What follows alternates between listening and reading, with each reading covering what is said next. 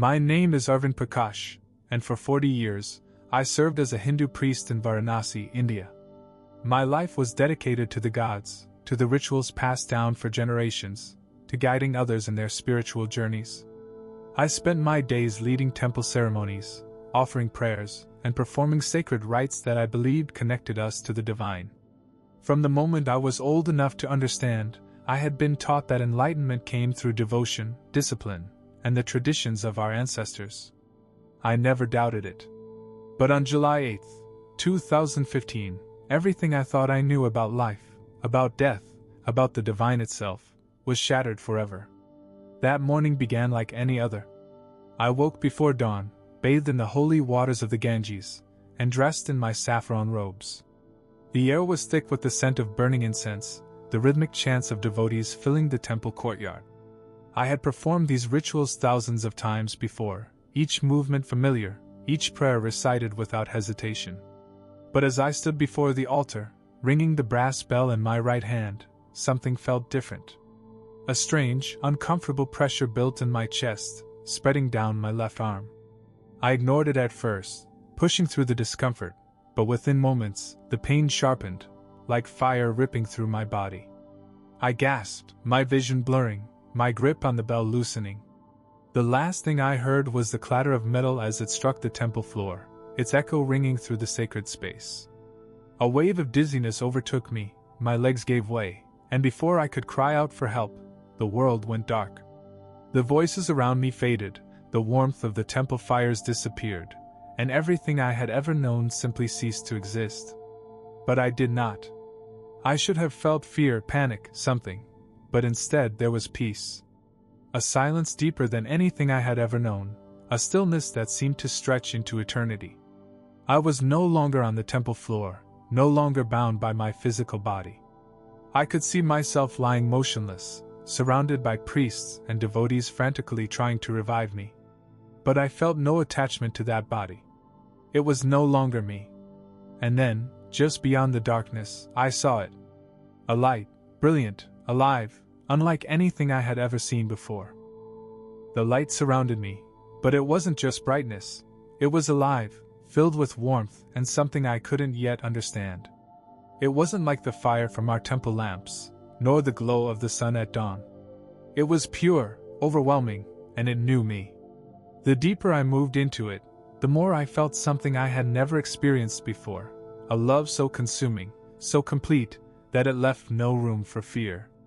I had spent my entire life searching for the divine, believing that truth was found through discipline and devotion, yet in that moment, I realized I had never truly known God at all.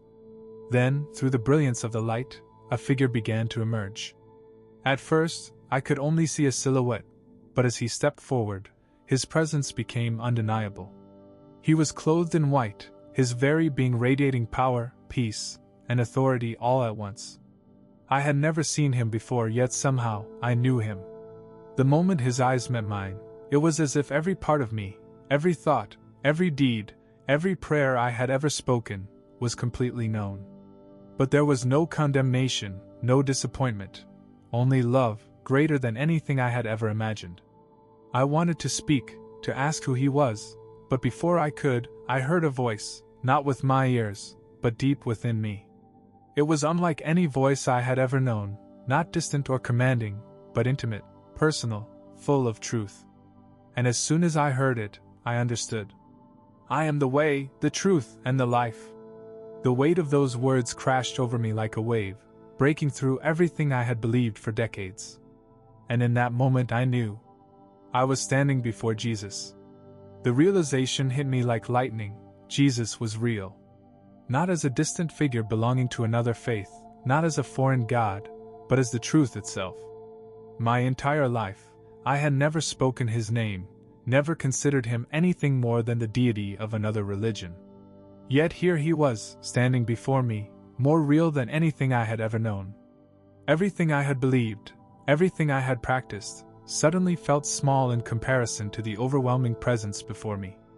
And in that moment, I understood something that shook me to my core. I had been searching for God, but he had been searching for me all along. A flood of emotions overwhelmed me: awe, love, sorrow. I saw my life laid before me, not in condemnation but in truth. I saw the years I had spent leading others in rituals, offering prayers, seeking answers that never fully came. I had been devoted, but I had been blind. I had believed that through mantras and sacrifices, I could reach the divine, but now I stood before the one true God, and He had not required my rituals, only my heart. The weight of it was too much to bear, and for the first time in my life, I felt completely unworthy. Tears filled my eyes as I looked at Him, struggling to find the words to speak. How could He love me after I had spent a lifetime worshipping other gods? How could He welcome me when I had never once sought Him? But before I could even form the thought, His voice filled me again, not with rebuke, not with anger, but with something I never expected. I died for you too. The words pierced through every doubt, every fear, every question in my soul. Jesus had known me even when I did not know Him. He had loved me even when I had not loved Him. And in that moment I realized I was forgiven. Before I could say another word, something began to change. The light around me started to fade. The warmth, the love, the overwhelming peace, it all began slipping away. No, I didn't want to leave. I didn't want to go back. I reached out, desperate to stay in His presence, but it was too late. A force stronger than anything I could fight was pulling me away, dragging me back into the world I had left behind. And then, in an instant, I woke up. I gasped for air, my lungs burning as if I had been pulled from deep water. My body felt heavy, weak, as if I had been crushed beneath an unbearable weight. The scent of incense was still in the air, but something was different. It felt empty now, meaningless compared to what I had just experienced. My vision was blurry, and it took a moment before I realized where I was, back in the temple.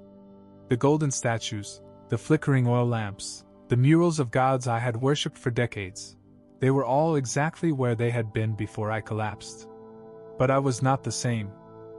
A crowd surrounded me, their voices filled with shock and confusion. Some of the priests were murmuring prayers, others stared at me in disbelief, as if I had returned from a place I was never meant to come back from. I had. My closest friend, Pundit Ravi, knelt beside me, gripping my wrist tightly as if to make sure I was real. "Arvind, you were gone," he whispered, his face pale. "Your heart stopped. We thought we lost you." I looked at him, at the others, at the temple I had once considered the holiest place on earth, but nothing felt the same. How could it? I had seen the truth. I had stood before Jesus Himself. I tried to speak, but my throat was dry, my mind still struggling to process everything.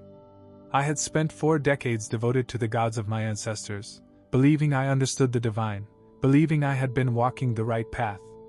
But now I knew I had been blind.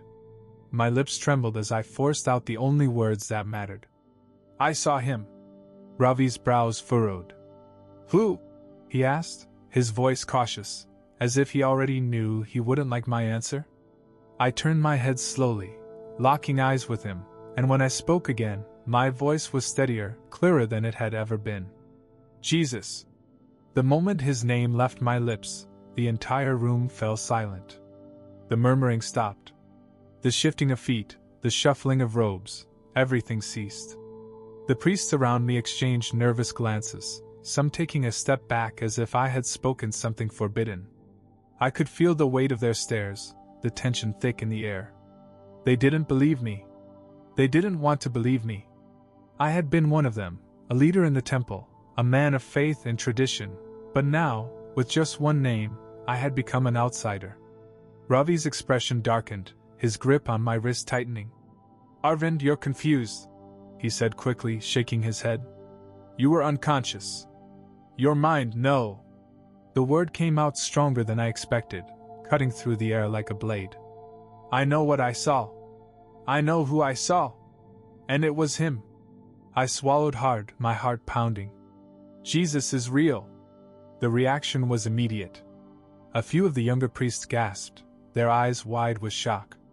Others looked away, murmuring prayers under their breath, as if speaking Jesus' name had defiled the temple itself. Ravi's grip tightened on my wrist, his fingers digging into my skin as if trying to shake the words out of me. "Stop this, Arvind," he hissed, his voice low but urgent. "You don't know what you're saying." But I did. I knew exactly what I was saying. And no matter how much they wanted to convince me otherwise, I could never go back to who I was before. I tried to sit up, my body still weak from whatever had happened to me. Every part of me ached, but the pain was nothing compared to the fire burning inside me, the truth that refused to stay silent. "I was dead, Ravi," I said, my voice shaking. "I left this world. I stood before him. I saw Jesus." The moment I spoke his name again, it was like a wall had gone up between us. The man who had been my closest friend, my brother in faith, now looked at me as if I were a stranger. The warmth in his eyes had vanished, replaced with something colder, fear, disbelief, maybe even anger. Pandit Mishra, one of the elder priests, stepped forward, his voice sharp. "Enough." His presence commanded attention, and the other priests quickly stepped aside to let him through. His gaze pierced into me, unreadable, heavy with unspoken warning. "You were unconscious," he said slowly, deliberately. "Your mind was weak. Whatever you saw was not real." But his words meant nothing to me. How could they? I had seen the truth with my own eyes, felt it in the deepest part of my soul. I had spent my entire life seeking God, believing I had found him in rituals and offerings, in chants and devotion. But I had been wrong. And now, no matter what it cost me, I couldn't deny Jesus. I shook my head, my voice firm despite the tremble in my hands. It was real. I met his gaze without flinching, knowing full well what I was doing. "Jesus is real." The room erupted. Some priests backed away, whispering to each other in hushed, panicked voices. Others shook their heads, refusing to even look at me. But Ravi just stared, his jaw clenched, his hands still balled into fists at his sides. He knew me. He knew I wouldn't lie about something like this. And that scared him more than anything else. The energy in the room shifted, the air growing heavy with tension. I could feel it, something had changed. The men I had once prayed beside, the ones who had called me their brother, now looked at me with unease. Their whispers grew louder, their expressions darkened, and for the first time in my life, I felt like a stranger in my own temple. I had spent decades guiding them in faith, teaching them the path to the divine, but now, with a single name, I had become an outcast. Ravi's grip on my wrist tightened, his face pale with disbelief. "Arvind, stop," he pleaded, his voice low but urgent. "You don't know what you're saying." His hands trembled slightly as if he was holding on to something that was slipping away. "You were unconscious, you were dead. Whatever you think you saw, it wasn't real." I could hear the desperation in his voice, the need to explain this away, to make me take back the words that were threatening everything we had ever known. But I couldn't. I had seen the truth. I pulled my hand away, my heart pounding in my chest. "I know what I saw, Ravi." My voice was steady, stronger than I expected, even as my body still felt weak. I was standing before him. I saw Jesus. And I knew, he is the truth. The moment I spoke his name again, the murmurs turned into outright protests. Some priests stepped back as if my words had defiled the sacred space, others whispered prayers under their breath. But Ravi just stared, his expression shifting from concern to something colder, fear. Pandit Mishra's voice broke through the noise, sharp and commanding. "Enough." The murmuring stopped, and all eyes turned to him. He took a slow step forward, his face unreadable, but I could hear the weight in his voice. "You are confused, Arvind. You need rest. You need prayer." But I knew what he was really saying. He wasn't offering guidance. He was warning me. I looked around at the faces of men I had known my whole life, men I had once trusted, and I realized the truth. I would never be the same again. The silence in the temple was suffocating, pressing down on me like a weight I could no longer ignore. I could see it in their eyes. They wanted me to take it back. They wanted me to say it was a mistake, a moment of weakness, a trick of the mind. But I couldn't. I had stood before Jesus. I had seen the truth. No amount of fear, no amount of pressure, could erase what I had experienced. And now, I was faced with a choice: deny him or lose everything. Ravi's expression darkened, his jaw clenched as he shook his head. "You don't understand what you're doing, Arvind," he said, his voice tight with frustration. "Think about your family.